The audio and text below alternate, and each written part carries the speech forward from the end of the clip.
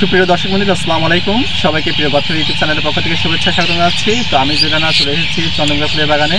তো আগামী সোমবার কিন্তু পহেলা বৈশাখ উদযাপন হচ্ছে, এই জন্য কিন্তু আমি বাগান থেকে ফুল আসছে কর্তন করছি, এগুলো সংগ্রহ করছি।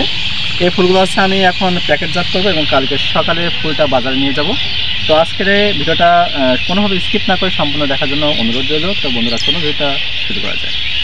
যশোর জেলা বিখ্যাত ফুলের নগরী গদখালি, এখানে সব ধরনের ফুল চাষ করা হয়ে থাকে। এই এলাকায় প্রায় ৮০ ভাগ মানুষ ফুল চাষের সঙ্গে জড়িত। তো আজকে আমরা দেখবো চন্দ্রমুখা ফুলের চাষ সম্পর্কিত তথ্য। তো এখানে কিন্তু একজন কন্টেন্ট ক্রিয়েটর কিন্তু আমাকে ভিডিও করছিল। সো বন্ধুরা, এটা আমার হচ্ছে চন্দ্রমুখা ফুলের বাগান। এখানে দুই জাতের চন্দ্রমুখা আপনারা লক্ষ্য করে দেখতে পাচ্ছেন, সাদা এবং হলুদ। তো প্রতিদিন কিন্তু ফুলটা হচ্ছে কাটা হয়।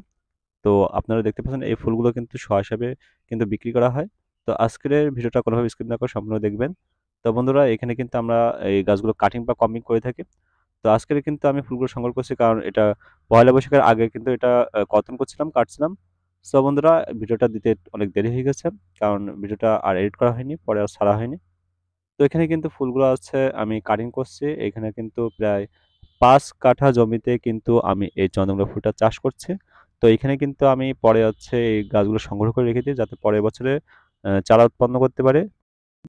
চন্দ্রমল্লিকা ফুল সাধারণত বিয়ের গাড়ি সাজাতে এবং স্টেজ সাজাতে কিন্তু ব্যবহার করা হয়, এবং এগুলো কিন্তু মাথার ব্যান্ড হিসেবে কিন্তু আর সুন্দরভাবে ব্যবহার করা হয়ে থাকে। এই ফুলের ব্যান্ড খুবই সুন্দর এবং দেখতে খুব আকর্ষণীয়। তো বন্ধুরা, এবার আমরা ফুলটা প্যাকেজিং করব। তো এটা আমার কাটা প্রায় কমপ্লিট হয়ে গেছে ফুল। তো এখানে আমি হচ্ছে ভাইপা দিছিলাম। তো এবার কিন্তু আমি ফুলগুলো হচ্ছে প্যাকেটে সাজাচ্ছি। তো প্রতি প্যাকেটে আমরা ১০০ পিস করে ফুল বাঁধি। এখানে দেখতে পাচ্ছি আমি কিন্তু ৫ থেকে ১০ পিস করে ফুলটা সাজাচ্ছি। তো এখানে কিন্তু প্যাকেটগুলো সাজানো হচ্ছে। আর পিছনে দেখতে পাচ্ছেন, এটা কিন্তু আমার চন্দ্রমুখা ফুলের বাগান। ভিতরে অনেক ঘাস হয়ে গেছে। তো যাদের ফুল প্রয়োজন তারা কিন্তু আমার এখানে কমেন্ট করবেন, এবং কমেন্ট করার পর কিন্তু মন্তব্য করবো। সেখান থেকে আমি ফোন নাম্বার আপনাদেরকে দিয়ে দেবো। তো সেখান থেকে আমার সঙ্গে কন্ট্যাক্ট করে আপনারা ফুল নিতে পারবেন। আমি কিন্তু বিভিন্ন জায়গায় কিন্তু ফুল সেল দিয়ে থাকি। তো বন্ধুরা, প্যাকেটিং করা কমপ্লিট হওয়ার পর কিন্তু আমি এর বাজার সম্পর্কে আপনাদের দেখাবো। তো আজকের ভিডিওটা কোনোভাবে স্কিপ করবেন না। তো যারা ফুল নিতে ইচ্ছুক তারা অবশ্যই আমাকে নক দিবেন। আমি কিন্তু আমার চ্যানেলে কিন্তু আছে হোয়াটসঅ্যাপের লিঙ্ক এবং ফোন নাম্বার কিন্তু দিয়ে দিয়েছি, আপনারা দেখে নেবেন।